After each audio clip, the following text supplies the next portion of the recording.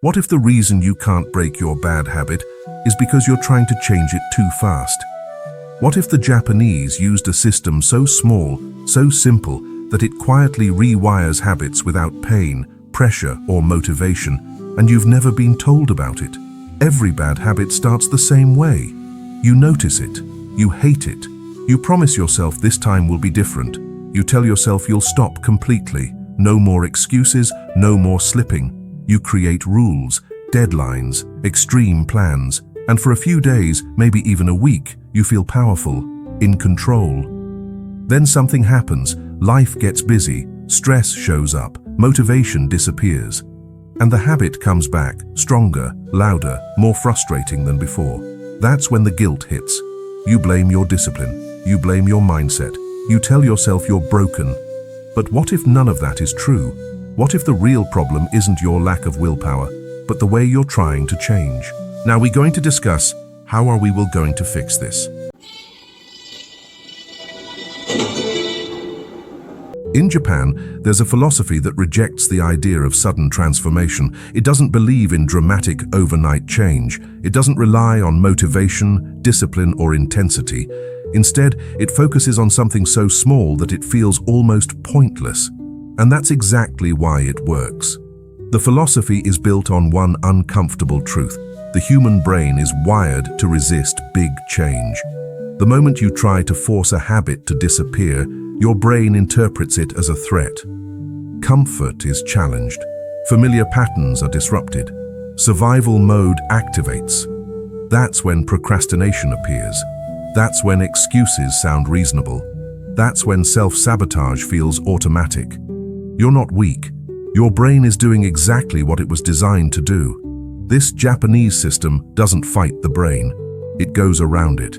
Instead of asking you to quit a habit, it asks you to shrink it. Instead of demanding commitment, it asks for curiosity. Instead of pushing for results, it focuses on direction. And the direction is microscopic, so small that your brain doesn't panic. So small that resistance never shows up. So small that you don't even need motivation. That's the secret. Because motivation is unreliable. Discipline is exhausting. But small actions are easy to repeat. Think about how your bad habit actually works. You don't wake up deciding to ruin your progress. The habit happens automatically, without thought, without effort. That's because repetition turned it into default behavior. So why would the solution require force? This system understands something most people miss. Habits are not broken by intensity. They're broken by replacement. And replacement doesn't happen in dramatic moments, it happens in quiet ones. Instead of trying to stop scrolling, you pause for 5 seconds before opening your phone. Instead of quitting junk food, you take 1 sip of water before eating it. Instead of stopping procrastination, you open the task and look at it for 10 seconds. That's it. No rules, no pressure, no identity crisis, and your brain barely notices. But something changes. That tiny pause interrupts the loop. Awareness slips in. And once awareness enters, automation weakens. The habit no longer fully controls you. You didn't defeat it, but you loosened its grip. And that's enough, because the goal isn't to win today. The goal is to return tomorrow. This philosophy doesn't care about fast results. It cares about permanent ones. It assumes you'll fail sometimes. It expects inconsistency. And instead of punishing it, it designs around it. That's why it works when everything else fails. Most habit systems collapse the moment life gets hard. This one survives because it never demanded effort in the first place. And here's the part that changes everything. Every tiny action you complete sends a signal to your brain. A quiet message that says, I can do this. That message builds trust. And trust builds identity. You stop seeing yourself as someone who's trying to quit. You start seeing yourself as someone who shows up, no matter how small the action is. That identity shift doesn't happen overnight. It sneaks in, slowly, safely, permanently. This is why people relapse after extreme changes. They change behavior without changing identity. Once the pressure disappears, the old identity returns and takes the habit with it. This system avoids that trap. It doesn't ask you to become a new person. It lets you evolve into one, and the evolution happens one tiny action at a time. If this is already making you rethink how change actually works, pause for a second and comment one habit you've been trying to break, not to judge it, not to fix it, just to acknowledge it. Awareness is the first small step, whether you realize it or not, because in the next part, you'll see exactly what's happening inside your brain when you use this system, and why small changes rewire behavior faster than force ever could. Your brain doesn't change when you decide to change. It changes when repetition makes something feel normal. That single truth explains why most people stay stuck for years. You can want change deeply. You can understand what to do intellectually. You can even feel emotionally ready. But none of that rewires behavior. Your brain doesn't respond to intention. It responds to patterns. Every bad habit you have is proof of that. You didn't plan to build it. You didn't consciously decide to repeat it hundreds or thousands of times. It simply became familiar, and familiar feels safe to the brain, even when it's harmful. This is why force fails. When you try to stop a habit suddenly, you're not just removing a behavior, you're removing a sense of safety. Your brain interprets that as danger. And when danger is detected, logic shuts down. That's when urges feel uncontrollable. That's when cravings feel louder than reason. That's when you feel like you're fighting yourself. The Japanese system avoids this fight entirely. Instead of ripping out the habit, it weakens it, slowly, quietly, from the inside. Every habit follows a loop, a trigger, an action, and a reward. Most people try to destroy the action. This system gently interferes before it fully begins. A pause, a delay, a tiny shift. That's all it takes to break automation. Because automation is fragile once it's noticed. The moment you become aware of a habit, it loses some of its power. And awareness doesn't come from pressure. It comes from space. Space is created by slowing things down just enough to observe them. When you insert a small delay, your brain has to make a decision instead of running on autopilot. Decisions activate a different part of the brain, one that's capable of change. This is why small actions matter more than big ones. Big changes trigger fear, small changes trigger learning, and learning is how the brain rewires itself. Every time you complete a tiny action, something important happens chemically. Your brain releases a small amount of dopamine, not because the action was impressive, but because it was completed. Dopamine isn't just a pleasure chemical, it's a teaching signal. It tells your brain, remember this. That's why consistency beats intensity every time. A dramatic change that lasts a week teaches your brain nothing. A tiny change repeated daily teaches it everything. This is where most people misunderstand discipline. They think disciplined people feel motivated. They don't. Disciplined people have trained their brains to associate action with safety and reward. That association was built slowly, not heroically. The Japanese system understands this deeply. It doesn't rely on self-control. It relies on predictability. The smaller the action, the more predictable it becomes. The more predictable it is, the easier it is to repeat. The easier it is to repeat, the faster it becomes automatic. And once something becomes automatic, effort disappears. This is how bad habits were formed in the first place. The system simply uses the same mechanism in reverse. Instead of creating a powerful habit quickly, it dissolves it gently. This also explains why guilt makes things worse. When you shame yourself for failing, your brain associates change with pain. Pain triggers avoidance. Avoidance strengthens the habit you're trying to escape. It becomes a loop of self-sabotage disguised as motivation. The Japanese approach removes guilt entirely. Failure isn't a setback, it's data. Missing a day isn't a reason to quit. It's a reason to shrink the action further. If the habit feels heavy, the step was too big. This mindset alone changes everything. You stop asking, why am I so inconsistent? You start asking, how can I make this easier to repeat? That question rewires behavior faster than any motivational speech ever could. And here's something most people don't realize. Habits don't disappear suddenly. They fade, quietly, gradually, until one day you notice you didn't think about it anymore. That's not weakness. That's success. Extreme change looks impressive, but rarely lasts. Subtle change looks invisible, but reshapes your life. If this perspective is clicking for you, comment the words "small wins" below, not for anyone else, for your own brain.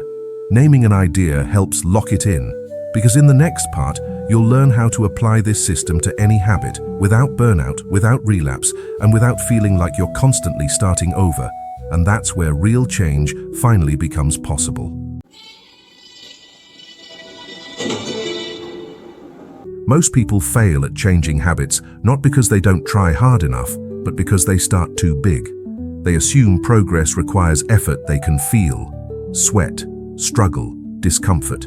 If it doesn't hurt, it must not be working. That belief destroys more change than laziness ever could. The Japanese system rejects that idea completely. It starts with a single rule that feels almost insulting in its simplicity. If the action creates resistance, it's too big. Resistance is the signal, not failure. The moment your brain hesitates, even for a second, it's telling you something important. It's saying the change feels unsafe, and unsafe actions don't get repeated. So instead of pushing through resistance, this system listens to it. The goal isn't to challenge yourself. The goal is to make the action feel unavoidable. That means shrinking it until it feels stupidly easy. If you want to stop procrastinating, don't work for an hour. Open the file. If you want to stop overeating, don't change your diet. Take one mindful bite. If you want to stop negative thinking, don't fix your mindset. Replace one sentence, and if even that feels heavy, shrink it again. This isn't about lowering ambition, it's about protecting consistency. Consistency is the only thing that rewires behavior, not intensity, not perfection. This is why the system survives bad days. On days when motivation is gone, when stress is high, when life feels chaotic, you don't quit, because quitting requires energy. The action is too small to avoid.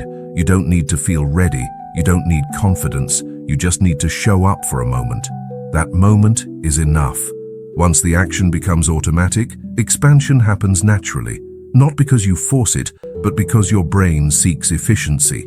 When something feels easy, the brain is willing to do more of it. Growth becomes a side effect. This is where most people get impatient. They want visible results before the system has had time to work.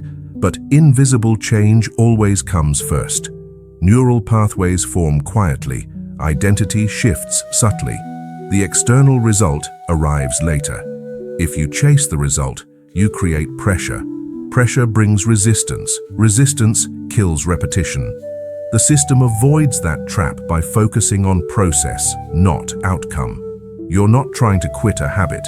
You're practicing a new response. That shift matters. Habits aren't erased, they're overwritten. And overwriting requires repetition, not force. Another mistake people make is trying to fix everything at once. Multiple habits, multiple goals, multiple changes. The brain can't stabilize that many new patterns at the same time. The Japanese approach insists on one thing at a time. Not because you're weak, but because depth beats speed. When one small change stabilizes, it becomes part of who you are. Only then do you add the next one. This prevents relapse. Relapse happens when change outpaces identity. The behavior shifts faster than the self-image. When pressure disappears, the old identity pulls the habit back. This system never lets that gap form. You don't say, "I'm quitting." You say, "I'm adjusting," and adjustments don't trigger fear. There's also an important emotional benefit. When you succeed daily, even in small ways, you stop seeing yourself as unreliable. Self-trust grows, and self-trust reduces the need for escape behaviors. Many bad habits exist because they soothe discomfort. When life feels overwhelming, habits provide relief. This system reduces overwhelm by design. No pressure, no guilt, no dramatic restarts, just continuation. If this way of thinking is changing how you view your habits, comment one step below. It reinforces the principle and signals commitment without pressure. Because in the final part, everything comes together, and you'll see how this system becomes more than a technique. It becomes a way of living that makes lasting change almost inevitable. The most damaging lie about bad habits is that they define who you are. They don't. They are learned patterns, nothing more. And anything learned can be unlearned, not through punishment, but through patience. The Japanese system works because it doesn't treat you like a problem that needs fixing. It treats you like a human who adapts through experience. That difference changes everything. When you stop attacking yourself, you stop needing escape. Many bad habits exist because they soften discomfort. Stress, boredom, loneliness, fear, habits become shortcuts to relief. When you try to remove them aggressively, the discomfort remains with no outlet. That's why people relapse. This system replaces habits without removing safety all at once. Small changes create small relief. Small relief builds trust. Trust makes growth possible. Over time, something subtle happens. You stop negotiating with yourself. The tiny action becomes part of your routine, like brushing your teeth or tying your shoes. It no longer feels like change, it feels like normal life. That's the moment habits lose their grip. Not when you feel strong, not when motivation peaks, but when the behavior simply no longer fits who you've become. This is how identity actually changes. You don't wake up one day transformed. You wake up one day realizing you didn't think about the habit anymore. No battle, no victory speech, just absence. That's real success. This system also changes how you see time. Instead of rushing toward results, you respect accumulation. Tiny actions compound. What feels insignificant today becomes undeniable over months. 1% better doesn't feel like progress until it does. And when people ask how you changed, you won't have a dramatic story. You'll struggle to explain it. Because the change didn't happen in moments, it happened in patterns. That's why it lasts. If you've spent years cycling between effort and failure, this approach offers something rare: peace. You stop measuring yourself by outcomes and start valuing continuity. You're no longer starting over, you're continuing. And that removes fear. Fear is what keeps habits alive. Fear of discomfort, fear of failure, fear of not being enough. When fear fades, habits lose their purpose. This system doesn't promise speed, it promises permanence. And permanence is what most people actually want. If this shifted how you see change, don't let it stay abstract. Comment the habit you're starting to shrink today, not to commit, not to pressure yourself, but to mark awareness. Awareness is action in its smallest form. Because the smallest step you take today, repeated quietly, may be the one that finally changes everything.